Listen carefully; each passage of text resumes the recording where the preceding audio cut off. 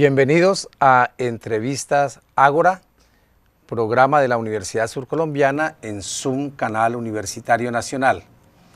Con motivo de la Agenda Cultural de la Licenciatura en Lengua Castellana, se está llevando a cabo el segundo Congreso Internacional de Lectura y Escritura, Nuevas Lecturas, Nuevos Mundos. Dentro de sus invitados contamos con el maestro Gustavo Bombini de Argentina, a quien le damos la bienvenida a Entrevistas Ágora. Buenos días, un gusto. Maestro, para iniciar esta conversación en esta entrevista Ágora de la Universidad Surcolombiana, ¿cuál ha sido la historia de su trayectoria académica? Bueno, yo me formé en la Universidad de Buenos Aires, inicialmente en el profesorado y la licenciatura en letras y luego en el doctorado en letras, pero con la característica de que este doctorado fue interdisciplinario, porque su tema fue la historia de la enseñanza de la literatura. Así que ahí estábamos trabajando entre la pedagogía, la didáctica, la literatura, la historia de la literatura, generando en algún sentido un nuevo campo de trabajo, por lo menos inédito en Argentina, hasta ese momento, que era la historia de las disciplinas escolares, como un campo interesante de investigación. Eso en cuanto al pregrado. ¿Y en el posgrado qué tipo de...? El posgrado es el doctorado, doctorado, precisamente, claro. Ah, bueno. ¿Qué títulos de sus investigaciones y publicaciones podemos recordar hoy y en qué temas ha desarrollado trabajos? Por un lado mencionaría dos.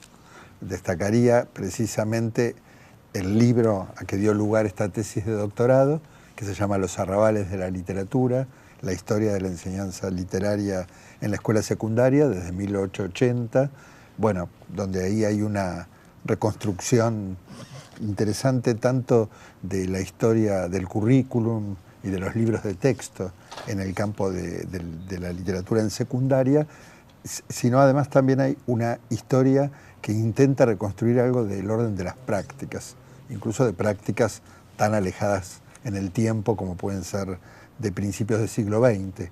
Pero lo curioso ahí es que uno encuentra en las fuentes materiales que son escritos de profesores que se refieren a sus propias prácticas, a los avatares, los desconciertos, ¿sí? El tipo de pregunta, ¿no? que tiene que ver con la práctica de enseñanza, pero formulada en los términos y en el tipo de discusión que se podía dar, por ejemplo, a principios del siglo XX o a mediados del siglo XX, antes de la década del 60, ¿no? Ahí hay un campo interesante porque las fuentes parecen inagotables cuando uno empieza a encontrar dentro de la prensa pedagógica, dentro de incluso escritos burocráticos, cuando los inspectores de escuela labran actas de observación y cuentan detalles de cómo se producen las clases de lectura, de los problemas que plantea la enseñanza de la redacción, etc. Digo, es un campo interesante y de hecho en el profesorado en letras de la Universidad de San Martín que yo dirijo tenemos ahí una disciplina que es historia de la enseñanza de la lengua y de la literatura, que la pensamos como un campo interesante para la formación del docente, para que esta mirada histórica sobre la propia profesión y sobre la propia práctica, digamos, enriquezca la mirada de un docente en ejercicio. Este sería uno de los libros que creo que está ahí en cámara. Y por otro lado, Textos retocados, que tiene un año y algo más de existencia, en realidad recoge 20 años de escrituras de distintos artículos, conferencias, textos más fragmentarios, pero que seguían circulando, se seguían fotocopiando en revistas que ya no existen, o a veces en la virtualidad, y poner todo reunido adentro de un volumen, digamos, fue un ejercicio bien interesante. Y lo de retocados tiene que ver con la propia relectura que yo hice de escritos de hace 20 años, pero que se siguen leyendo. Entonces en cada texto hay una suerte de agregado que tiene que ver con un diálogo con el autor-lector, digamos, de sus propios textos. Algo así, así que fue un ejercicio bien divertido de hacer y que puede ser interesante para el lector. Ampliando la información sobre los trabajos publicados, ¿Qué significa reinventar la enseñanza de la lengua y la literatura y en qué contexto se hace? Bien, ese libro es del 2006 y tiene que ver con una cantidad de formulaciones que tuvieron que ver con, en el momento que podríamos llamar post-crisis del 2001, en ese momento turbio que tuvo la Argentina con la crisis del modelo económico del neoliberalismo, el extremo, digamos, de la pobreza, etcétera, y la emergencia de nuevas prácticas de enseñanza que se van generando no por las políticas públicas, sino por la propia sociedad organizada que va dándose para sí mismo. Por ejemplo, hay una referencia ahí a prácticas de enseñanza de la lengua y la literatura en lo que se llaman bachilleratos populares, que en realidad son bachilleratos que se generan en lo que se llaman fábricas recuperadas. Las fábricas recuperadas son fábricas que en la crisis del 2001 entraron en crisis, cerraron, digamos, y sus dueños desaparecieron, y el grupo obrero, digamos, que era el que tenía la experticia para seguir adelante con la producción, sigue con la producción. Y las fábricas recuperadas son fábricas que por supuesto trabajan a menor escala, etcétera, pero que son recuperadas por el propio personal que había quedado en la calle sin trabajo. En ese contexto se generan experiencias de formación, que son los llamados bachilleratos populares, que son bachilleratos para los propios trabajadores y para la comunidad, que hacia el año, a mediados de los 2000, empiezan a tener reconocimiento oficial. Suman, digamos, una modalidad más a lo que es la educación de adultos. Evidentemente, las prácticas de enseñanza de lengua y literatura tienen que ser distintas, particulares. Es una escuela distinta, con un currículum distinto, con un origen distinto y con un reclutamiento de profesores también que se produce de otra manera. Así que bueno, hay registros de ese tipo de experiencias. Tiene mucho el reinventar, mucho de relato, ¿no? Y cómo el relato va de alguna manera configurando el conocimiento didáctico. La práctica es en parte ese relato que se recupera y sobre el cual se reflexiona. Es un poco la línea del libro.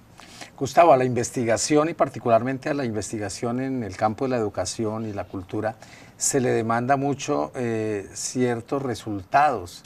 ¿Qué tipo de incidencia ha tenido tu investigación en relación con los profesores, las instituciones y las comunidades? ¿Qué experiencias significativas hay allí? Sí, yo creo que en el tipo de escritura que tiene que ver con publicar libros para colegas, para un diálogo entre colegas, libros que tienen algo de lo que es la publicación académica, pero que van un poquito más allá de la publicación académica, en tanto sus destinatarios son una comunidad más amplia que la comunidad académica. En ese tipo de libros yo creo que hay una invitación a la reflexión, una invitación a que el sujeto profesor se convierta en, digamos, en alguien que reflexiona acerca de su propia práctica y que la transforma a partir de la reflexión.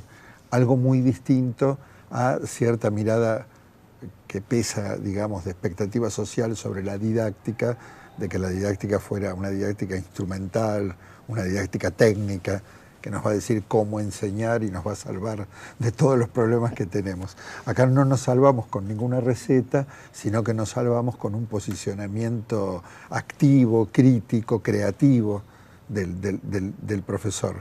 Entonces, tanto en la formación inicial, cuando uno está formando a los llamados practicantes que van a ensayar sus primeras clases, como del docente en actividad, que lo que le sucede es que se encuentra con nuevos escenarios de práctica, con nuevas realidades lingüísticas, culturales, etcétera, que lo dejan en un estado de zozobra. Yo creo que se sale de esa zozobra a favor de algo positivo y productivo, teniendo un marco de reflexión, teniendo una mirada compleja sobre la práctica, porque si no, ante la menor, vamos a decir, contrariedad, el docente se siente impotente y siente que no tiene esas herramientas, ¿no? Y sale a buscar recetas. No se trata de buscar recetas, sino de encontrar en la propia práctica reflexiva los caminos. En ese sentido creo que hay una incidencia y hay lectores siempre interesados. Vamos a hacer una pausa para los compromisos y ya regresaremos a Entrevista Ágora, programa de la Universidad Surcolombiana en Zoom, Canal Universitario Nacional.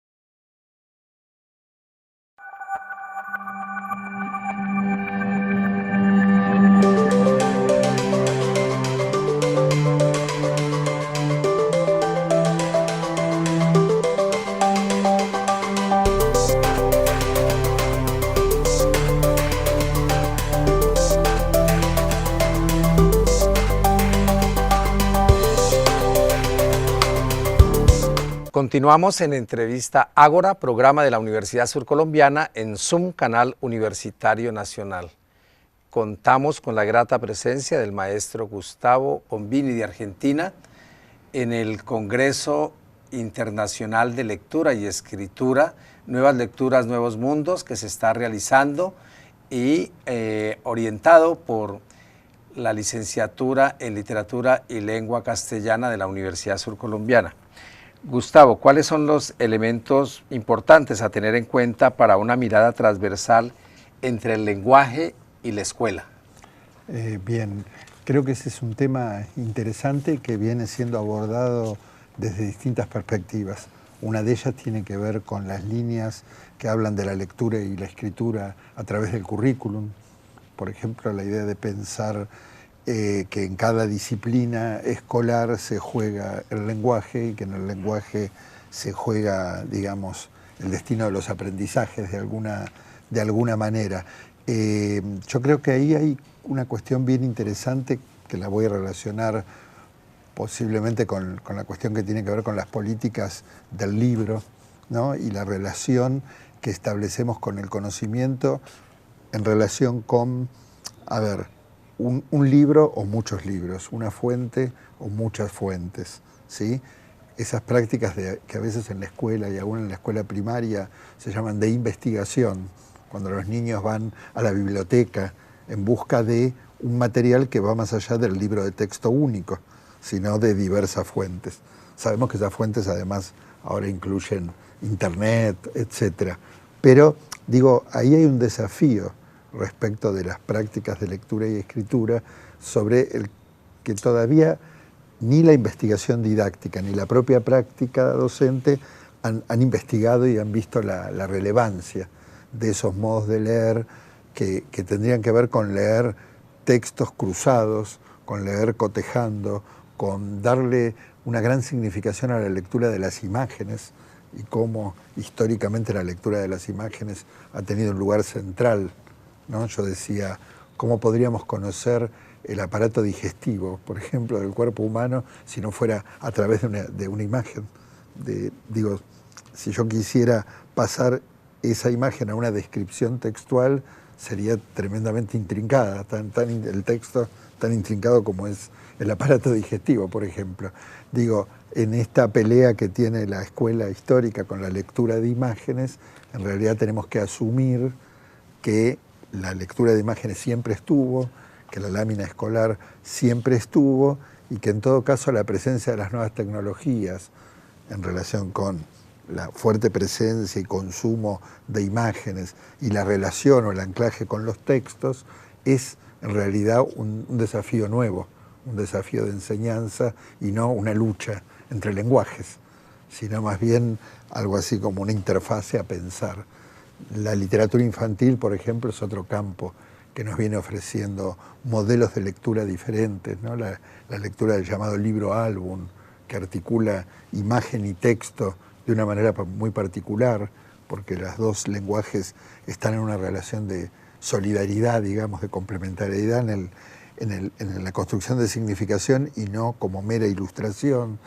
Es decir, hay una cantidad de pasos que estamos dando respecto de modos de leer, que ya no son los modos de leer de la cognición tradicional, en términos de, no sé, la realización de inferencias que pueden ser todas previstas, ni tampoco, tampoco y también una lectura sociocultural que tiene que ver con implicar al sujeto desde sus propias prácticas culturales, desde sus relaciones previas y contextuales con la lengua y con la escritura, y luego otro universo que tiene que ver con la relación imágenes, textos, sonidos, algo que yo llamaría la lectura multimodal. Y me parece que ahí hay una clave nueva, una clave que tampoco nos diferencia entre nativos digitales y otros que no somos. Me parece que todos estamos participando de un universo que a la vez, digo, no es nuevo. Si uno va, no sé, a Comenius, al Orbis Pictus, al primer libro de la historia de la didáctica, que es un libro para la enseñanza de las lenguas que parte de imágenes, que son en realidad campos semánticos.